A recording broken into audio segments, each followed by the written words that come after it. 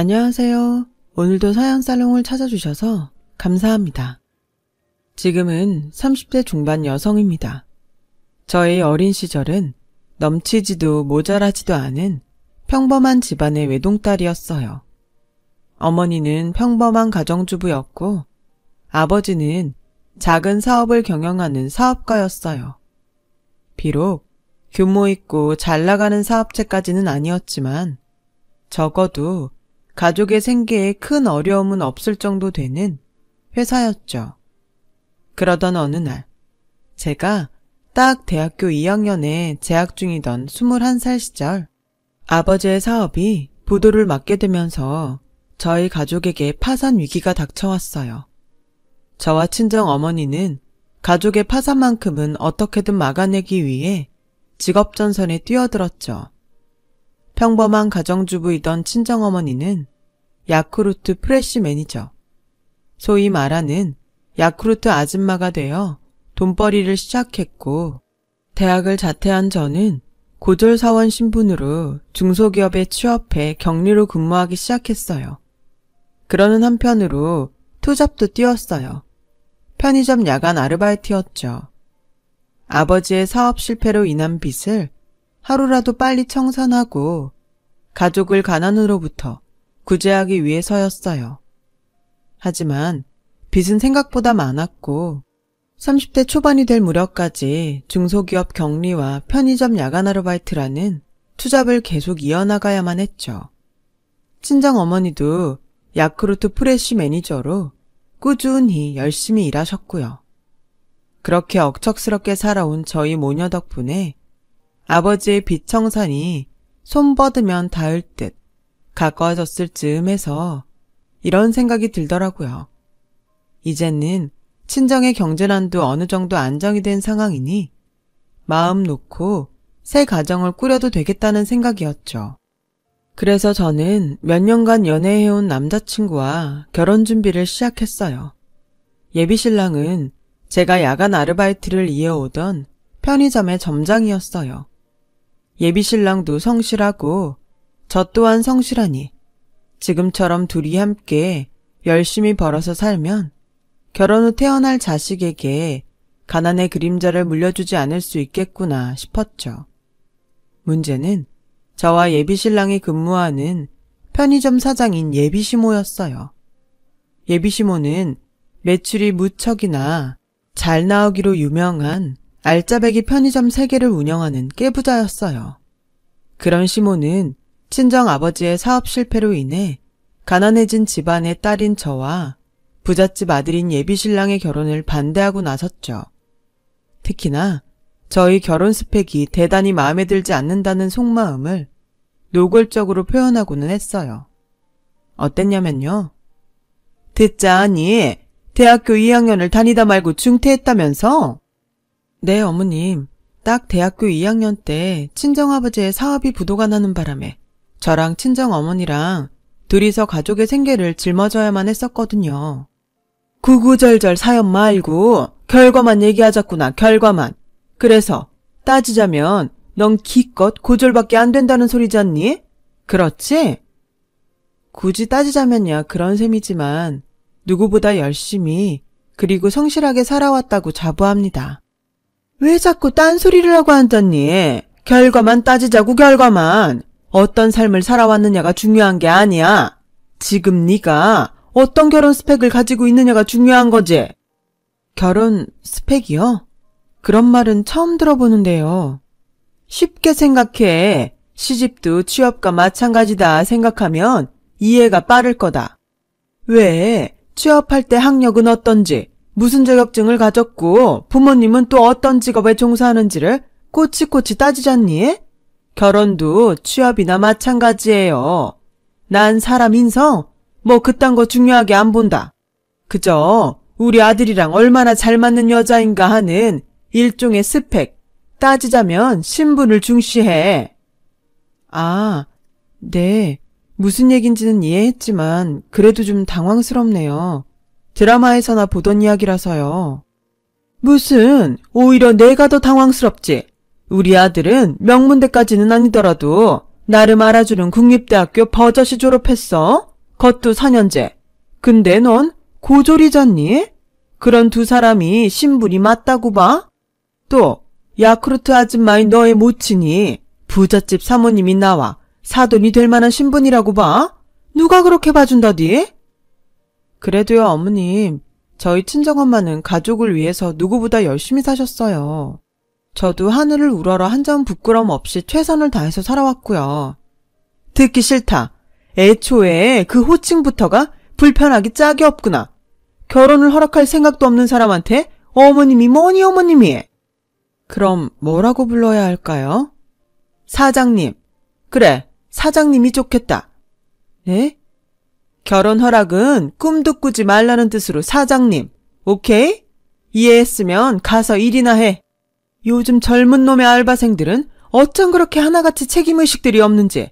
너랑 내가 이러고 있는 사이에 내 편의점은 또 엉망이 되어가고 있어. 알아? 매번 이런 식이었어요.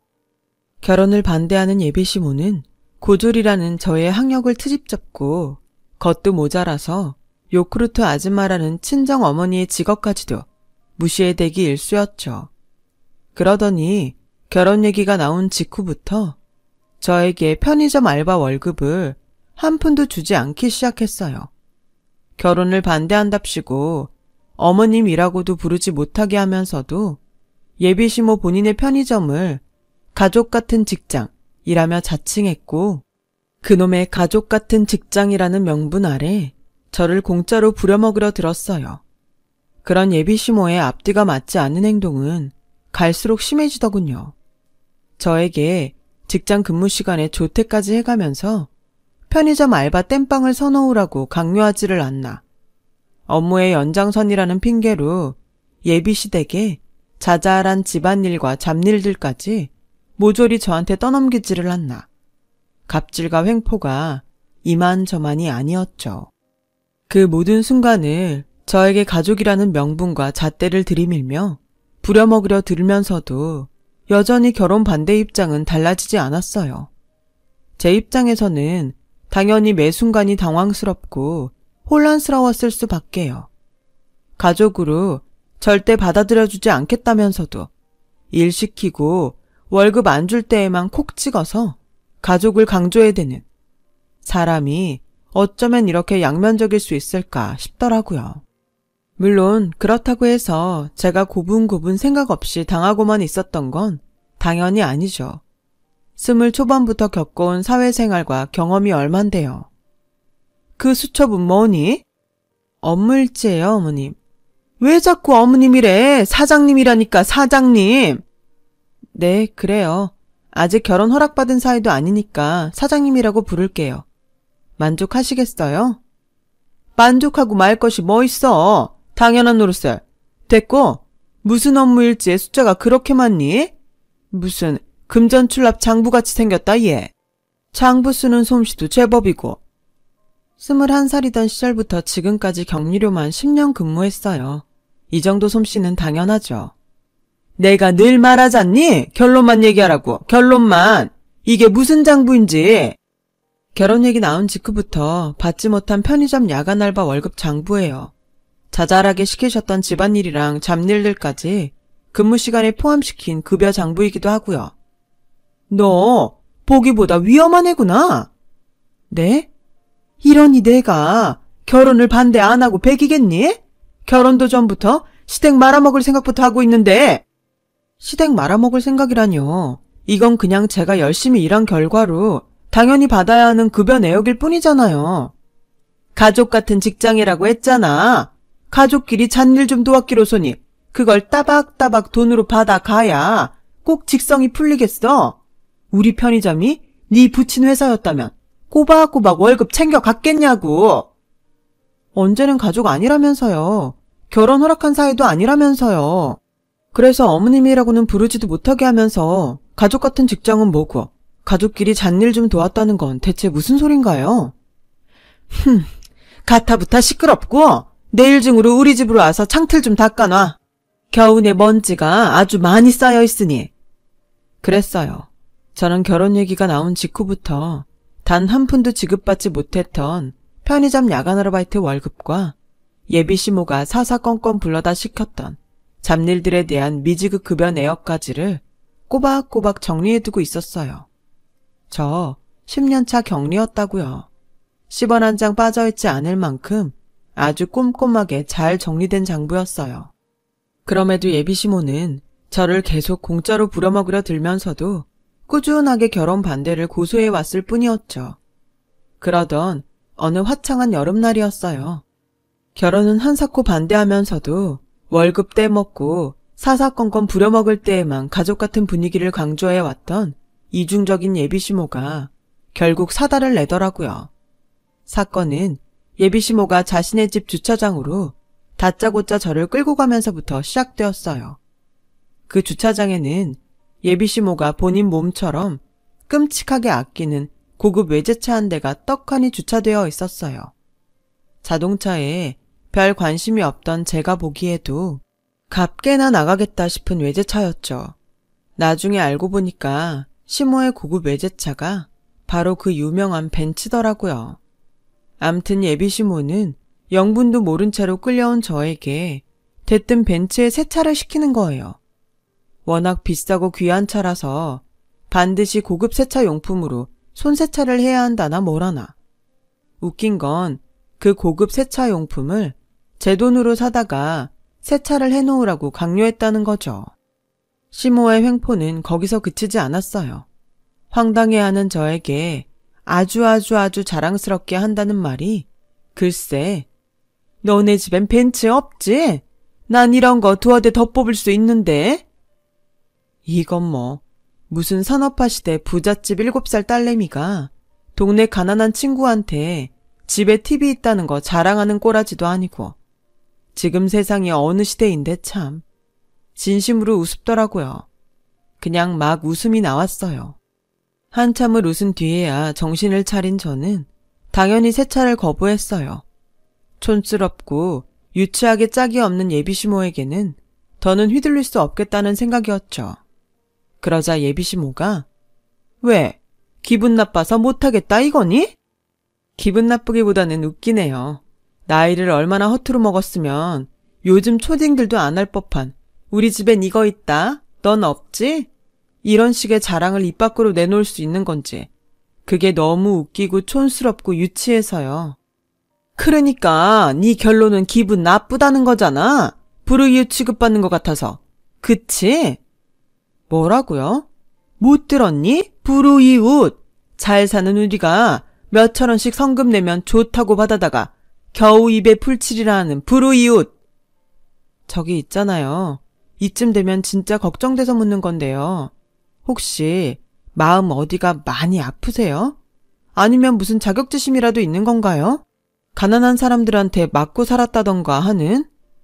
내가 가난뱅이들한테? 나 돈 많은 알부잔데? 이래봬도 내 편의점이 우리 지역 매출 탑급. 아, 네, 그러세요. 돈 많은 알부자에 편의점 매상도 쏠쏠해요. 그런데 그럼 뭐 하나요? 사람이 양심이 없는데? 대바라지기는 꼴랑 가난한 고졸 주제에 어디 감히 부잣집 사모님을 가르치려 들어. 신분의 차이라는 것도 모르고 말이야. 신분의 차이요? 무슨 신분의 차이요? 대한민국 민주국가 아니었던가요? 만인이 평등한? 돈 앞에 사람이 어떻게 평등해? 너 지금 비웃니? 감히 날 비웃었다 이거지? 그래, 이참에 너랑 나의 신분 차이를 아주 똑똑하게 알려주마. 그렇게 소리친 예비시모는 보란듯이 저에게 돈봉투 하나를 내밀었어요. 불우이웃 취급받기 싫으면 이 돈 받고 영원히 사라지든가 아니면 나 죽었소 고개 숙이며 얌전히 세차나 해놓던가 하면서요. 얼떨결에 그 돈봉투를 받아든 저는 또 웃음이 터지고야 말았어요. 부자 유세를 제대로 떨고 싶었으면 어디 드라마에서 본 것처럼 거액이나 떡하니 던져가면서 떨던가. 그날 예비시모가 저에게 건넨 돈봉투는 에이, 난 또 무슨 드라마 속 사모님들처럼 거액이나 떡하니 던지면서 유세를 떠는 줄 알았지. 이건 제가 당연히 받아야 하는 급여잖아요. 그동안 못 받은 편의점 야간 알바 급여랑 이래저래 시켰던 잡일들에 대한 급여요. 입 다물고 고개 숙이면서 받아? 감사한 마음으로 받으라 이 말이야. 내 돈 내가 받는 건데 고개를 숙여요? 그것도 모자라서 감사한 마음으로? 왜 그래야 하죠? 어차피 안 줘도 아무 문제 없었을 돈이야. 평생 안 주고 입 싹 닦으려다가 너 하는 짓거리가 하도 오만방자하길래 교육 차원에서 주는 것이니 당연히 고개 숙이고 감사해야지. 저기요, 마음은 아파도 말은 똑바로 해야죠. 순서가 바뀌었잖아요. 그쪽이 나한테 고맙고 감사한 마음으로 지급해야 하는 돈이라고요. 내 쪽에서 고맙고 감사하게 받을 돈이 아니라 내가 피 같은 내 돈 넘겨주면서 고맙기까지 해야 한다던? 당신은 당신 편의점 매출이 공짜로 잘 나온다고만 생각하죠? 난 아닌데. 적어도 보편적이고 올바른 사고방식을 가진 사람이라면 당연히 아니라고 생각하는 게 정상인데. 왜? 나랑 다른 알바생들이 편의점에 애정 갖고 열심히 관리 안 했다면 하루 사이에도 뚝뚝 떨어져 나가는 게 매출이니까. 웃기시네. 그래 봤자 꼴랑 허드렛 일이라는 하찮은 알바생 주제들이 월급이랍시고 과분한 돈이나 따박따박 내놓으라고 어깃장이나 부릴 뿐이지. 네, 당신은 개가천선의 여지조차 없어 보이네요. 암튼 이 돈은 내가 당연히 받아가야 하는 내 급여이니 당연히 받아가죠. 그쪽이 열심히 해준 나한테 고마워하거나 말거나 알게 뭐래? 이제는 남남인데. 야! 뭐여? 너 그거 지금 파혼하겠다는 뜻이야 뭐야? 그걸 꼭 말로 해야 알아들어요. 정신수중만 9살인 줄 알았더니 지적 능력까지도 9살인 모양이죠? 그렇다면 꼭 말로 해드립죠. 이 시간부로 파혼합니다. 보자보자 하니까 정말 어느 나라 법도가 그렇다디? 세상 돈 최고고 돈 많은 사람이 가난한 쪽에다 대고 고개 숙이는 법은 없어 이거사. 파혼을 놔도 내가 먼저 놔. 네, 마음대로 생각하던가요. 난 더 이상은 그쪽이랑 엮이고 싶은 마음 눈꼽만큼도 없고 그쪽이 먼저 선언하든 파혼이라는 결과는 달라지지 않을 테니까. 그쪽이 그렇게 좋아하는 결론 말이야. 그날 저는 시모가 건넸던 돈 봉투를 받으며 돌아섰어요. 당연히 받아야 하는 저의 급여인 만큼 당당하게요. 그와 동시에 저는 파혼했어요. 예비신랑을 사랑하지만 그렇다고 해서 이렇게 무시당하는 결혼을 감행하고 평생 고통받으면서 살 자신이 도저히 없었거든요. 불행한 결혼은 저를 낳고 사랑으로 키워준 친정 부모님의 가슴에 대못을 박는 일이라는 생각도 들었고요. 저희 파혼 결심을 들은 예비신랑은 한참을 말없이 울었어요. 그리고는 파혼해야겠다는 저의 생각을 존중해 주었어요. 예비시모를 향한 분노를 동시에 품은 채로요. 파혼을 맞이한 저는 곧장 두 번째 삶을 위한 선택의 기로와 마주섰어요. 제가 파혼을 맞이했던 때는 마침 친정아버지의 빚을 모두 청산했던 상황이었거든요. 이제는 나의 삶을 되찾아야겠다 싶었던 저는 10년간 격리로 일해왔던 직장에 사직서를 냈어요. 예비시모의 편의점 야간 알바는 파혼을 선언하면서 이미 그만둔 상태였고요. 그렇게 저희 앞에는 두 가지 길이 놓여 있었어요. 중단했던 대학 공부에 다시 도전하느냐, 아니면 진짜 마음이 끌리는 일에 도전할 것이냐. 그 선택의 기로에서 저는 마음이 끌리는 일을 선택했어요. 공인 노무사 시험 준비였죠. 공인 노무사에 대한 설명을 잠깐 드리고 넘어가자면 노무사는 노동법률 전문가로서 악덕 사업주로부터 고통받는 근로자들을 보호하는 역할이 주 업무인 직업이에요. 그리고 제가 대학 공부가 아닌 노무사라는 직업에 마음이 끌렸던 이유는 바로 예비시모 때문이었죠.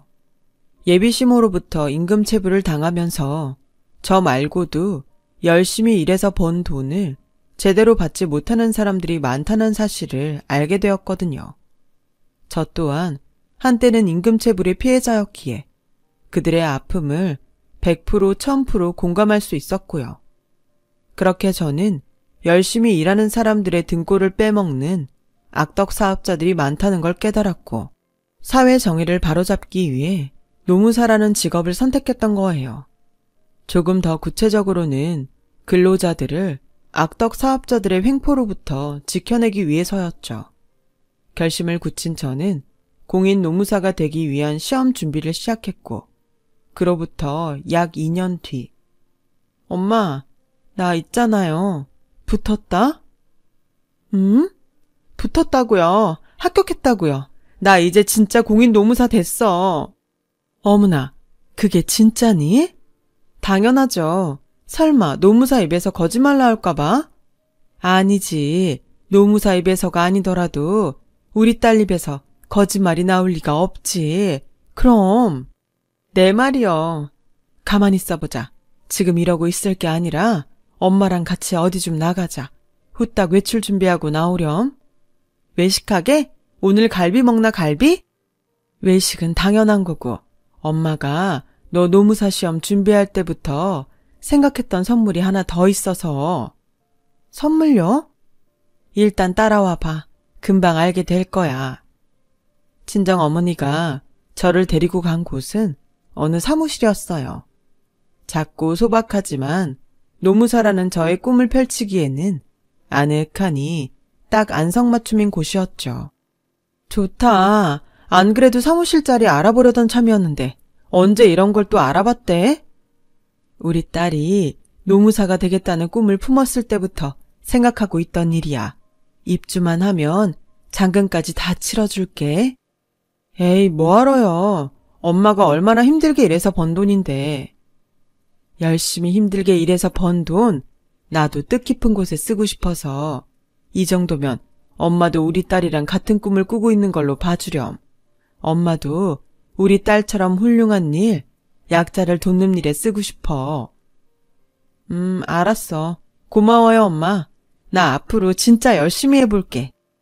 그렇게 저는 친정 어머니와 함께 노무사 사무실을 개업했어요. 모녀가 함께 사회 정의를 위해 힘쓰고자 마련한 사무실인 셈이었죠. 그리고 오래지 않아 첫 의뢰인이 노무사 사무실을 찾아왔어요. 첫 의뢰인은 공교롭게도 예비시모의 편의점 중 하나에서 오래 일했던 알바생이었어요. 긴 시간 임금체불을 당해왔던 처지였죠. 의뢰인의 사연을 듣는 내내 제 머릿속에는 그여편네 아직 벌은 못 고쳤구나 싶은 생각이 떠나질 않았고 이참에 정의구현 한번 제대로 해보자는 결심을 굳힌 저는 의뢰인의 도움을 받아 예비시모로부터 월급을 떼먹힌 피해자 아르바이트생들을 수소문했어요. 그러자 놀랍게도 예비시모의 편의점 3군데 전부에서 월급을 떼먹힌 피해자 아르바이트생들이 쏟아져 나오더라고요. 피해자들의 임금체불 고통을 하루라도 빨리 끝내주어야 했던 저는 잠까지 줄여가며 증거들을 모았죠. 아르바이트생들이 가져온 임금체불과 노동법 위반 사례들에 대한 증거를 토시 하나 빠짐없이 정리했고요. 정리를 마치고는 곧장 노동청에 근무하는 선배 노무사의 도움을 받아 피해자들의 대리인 자격으로 악덕 사업주인 예비시모에게 소환장을 날렸고 마침내 악덕 사업주인 예비시모의 소환이 이루어지던 날 저는 친정엄마가 정성껏 다려준 검은 정장을 쫙 빼입은 채로 예비시모 앞에 나타났어요. 살다 보니 이런 데서 널 다시 만나게 되는구나. 이게 얼마만이지? 2년 조금 넘었죠, 사업주님. 얘가 왜 이래? 반말 존댓말 섞어가면서 파혼당할 때는 언제고? 어째 오늘은 존댓말이다. 꼴에 정장까지 쫙 빼입고서는? 파혼은 제가 먼저 선언한 거죠. 그리고 사업주님께서도 이 자리 저한테 존댓말을 쓰셔야 할 겁니다. 제가 임금체불 피해자들 전원을 대리하는 대리인 입장이어서요. 대리인? 똑같은 가난뱅이 주제에 누가 누굴 대리한다던? 무슨 자격으로? 편의점 알바 선배? 아님 동네 누나? 영 상황 파악이 안 되시나 보네. 예비시모에게 노무사 명함을 당당하게 내밀며 떳떳하게 저를 소개했어요. 만나 뵙게 되어 유감입니다, 사업주님. 저는 사업주님의 임금체불 피해자들을 대리하는 공인노무사 김나영입니다.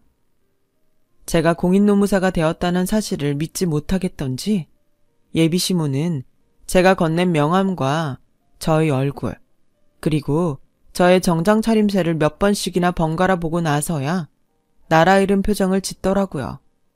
그러거나 말거나 동정을 베풀 생각 따위는 없었죠. 임금체불 피해자들을 위해서라도 동정을 베풀어서는 안 되는 일이었고요. 사업주님의 임금체불 피해자들 전원을 대리해 다음과 같은 조치를 요구합니다. 첫째, 피해자들의 체불임금 전부를 즉시 지급할 것. 둘째, 체불되었던 기간의 법정 이자만큼을 더해 지급할 것. 너 지금 이게 무슨 짓이니? 복수라도 하자는 거야? 말씀 가려하시죠. 여긴 지금 공적인 자리인데다가 사업주님께서 언성을 높일 만큼 떳떳한 입장도 아니지 않습니까? 다시 말을 이어가자면 임금체불 피해자들의 요구는 앞서 언급한 두 가지입니다. 그래서? 그래서요. 증거 있어? 증거가 차고 넘치니까 사업주님께서 지금 이 자리에 소환되어 오신 것이 아니겠습니까? 그러니 선택하세요. 잘못을 인정하고 미지급 임금을 전액 지급하시겠습니까? 아니면 저희가 다음 법적 절차를 밟아 나가야 할까요? 친거는 무슨? 난 알바생 월급 같은 거 떼먹은 적 없어.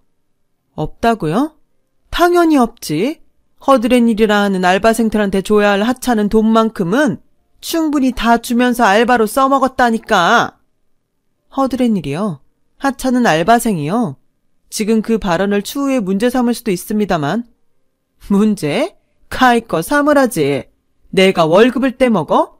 세상 무서워서 정말 아닌 말로다가 남의 편의점에서 구차하게 빌어먹는 처지면 사장님께서 얼마를 주시든 간에 고개 꾸벅 숙여가면서 감사하게 생각할 줄을 알아야지 말이야.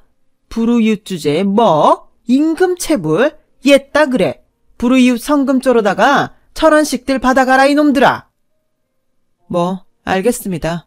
일단은 돌아가세요. 단 사업주님께서 그토록 좋아하는 결론은 아직 한참 멀었으니 너무 안심하지는 마시고요. 그럼 이만. 적반하장도 유분수지. 임금체불 가해자로 소환된 상황에서도 어깃장을 부려대는 예비시모를 보며 저는 다시금 투지를 불태웠어요. 피해자들의 고통과 모멸감을 씻어내기 위해서라도 결코 물러설 수 없는 일이었죠. 그래서 저는 또 곧장 피해자 알바생들의 대리인 자격으로 민사소송을 접수했어요.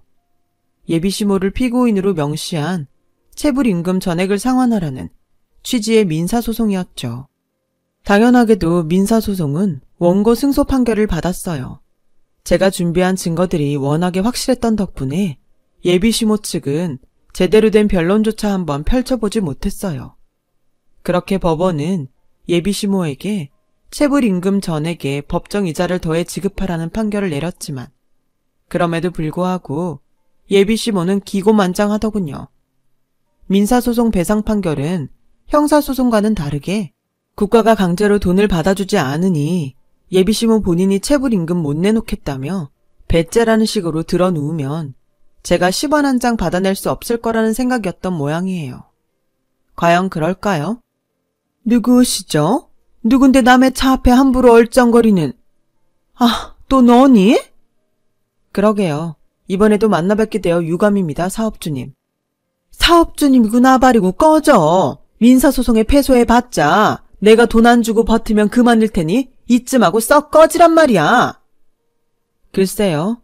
사업주님 계산대로 될지는 두고 보면 알 일이고 그나저나 2년 좀 넘는 사이에 차가 바뀌었습디다. 반짝반짝하니 새 차 같은데 체불한 임금 상환할 돈은 없다면서 새 차 뽑을 돈은 어디서 나셨을까? 너 뭐야? 너 사채업자야? 지금 나 협박하니? 사채업자 아니고 노무사요.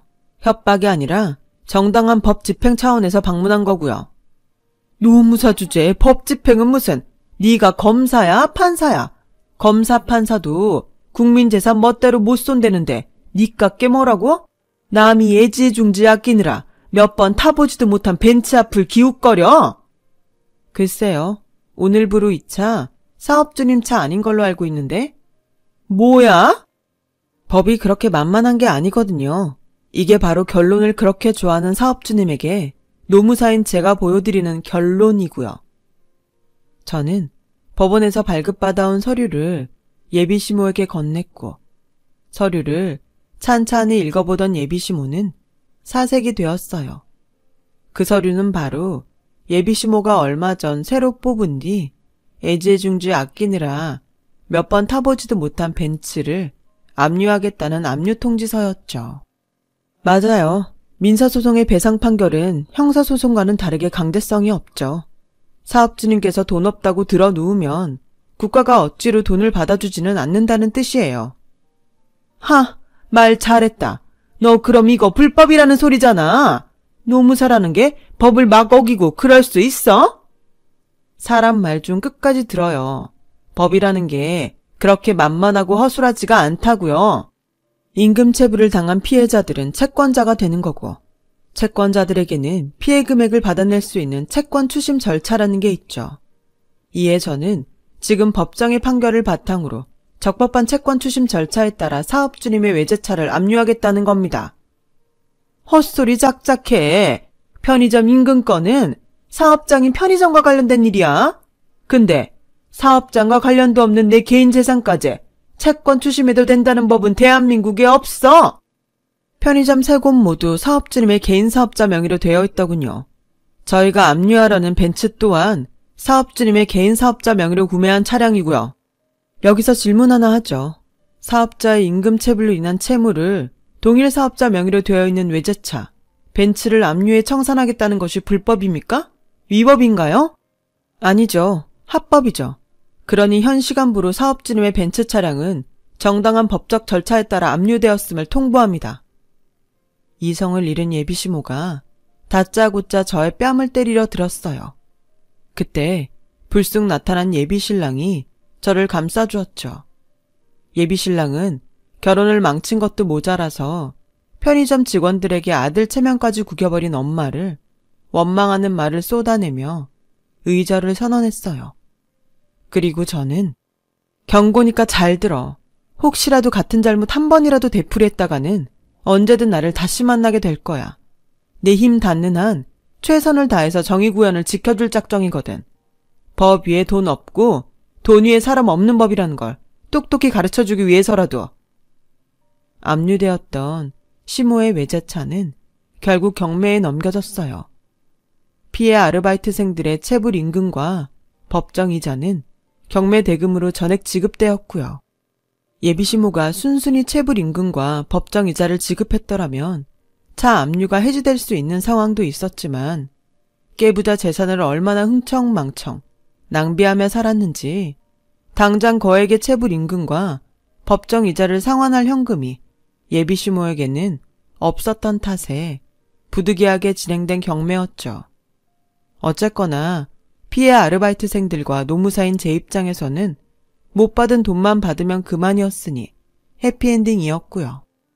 예비시모는 지금 파산 위기까지 몰렸다는 풍문이에요. 한때 매출 잘 나오기로 손꼽히던 예비시모의 편의점 3개가 전부 알바생들을 구하지 못해 제대로 돌아가지를 않았다네요.